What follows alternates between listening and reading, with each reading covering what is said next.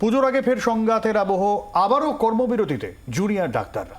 রাজ্য সরকারের ভূমিকা নিয়ে ক্ষোভ ছিলই, ক্ষোভ এবার সিবিআই তদন্ত এবং সুপ্রিম কোর্টে বিচারের দীর্ঘসূত্রিতা নিয়েও। নতুন করে 10 দফা দাবি জুনিয়র ডাক্তারদের সংগঠনের। ফের একবার কর্মবিরতিতে জুনিয়র ডাক্তাররা। রাজ্য জুড়ে সমস্ত মেডিকেল কলেজে জুনিয়র ডাক্তাররা কর্মবিরতির ডাক দিলেন।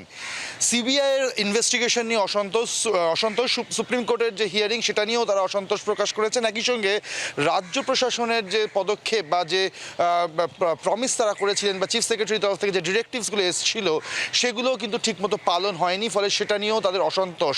ফলে এই মুহূর্তে রাজ্য জুড়ে কর্মবিরতির ডাক দিলেন দুর্গাপুজোর ঠিক আগে আর সমস্ত জুনিয়র ডাক্তাররা। এমত অবস্থায় বাধ্য হয়েই আমরা আজ থেকে পূর্ণ কর্মবিরতি অর্থাৎ ফুল সিজওয়ার্কে ফিরছি।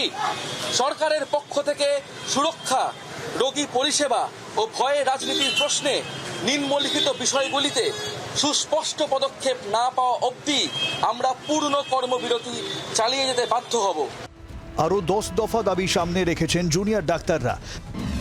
স্বচ্ছতার সঙ্গে দ্রুত নির্যাতিতার ন্যায় বিচার করতে হবে। দুর্নীতির দায় নিতে হবে স্বাস্থ্য দফতরকে। অবিলম্বে স্বাস্থ্য সচিবকে পদত্যাগ করতে হবে। কেন্দ্রীয় পদ্ধতিতে হাসপাতাল থেকে হাসপাতালে রোগীকে স্থানান্তর প্রক্রিয়া করতে হবে।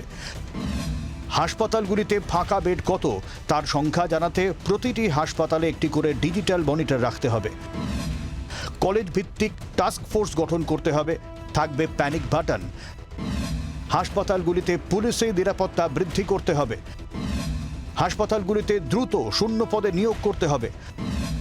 থ্রেট কালচারের সঙ্গে জড়িত যারা তাদের বিরুদ্ধে পদক্ষেপ করতে হবে। অবিলম্বে মেডিকেল কলেজগুলিতে গণতান্ত্রিক পদ্ধতিতে নির্বাচন করতে হবে। Paschimbanga medical council health recruitment বোর্ডে দুর্নীতি তদন্ত করতে হবে। সোমবার শুনানিতে হাসপাতালের বহির্বিভাগ ও অন্য ক্ষেত্রগুলি সহ সমস্ত প্রয়োজনীয় পরিষেবা দেওয়ার কথা জানিয়েছেন সুপ্রিম কোর্টের প্রধান বিচারপতি। এরপরে বৈঠকে বসেন জুনিয়র চিকিৎসকরা। তারপরেই কর্মবিরতির সিদ্ধান্ত। সিবিআই তদন্ত ও সুপ্রিম কোর্টের বিচার প্রক্রিয়া নিয়েও প্রশ্ন তুলেছেন চিকিৎসকরা।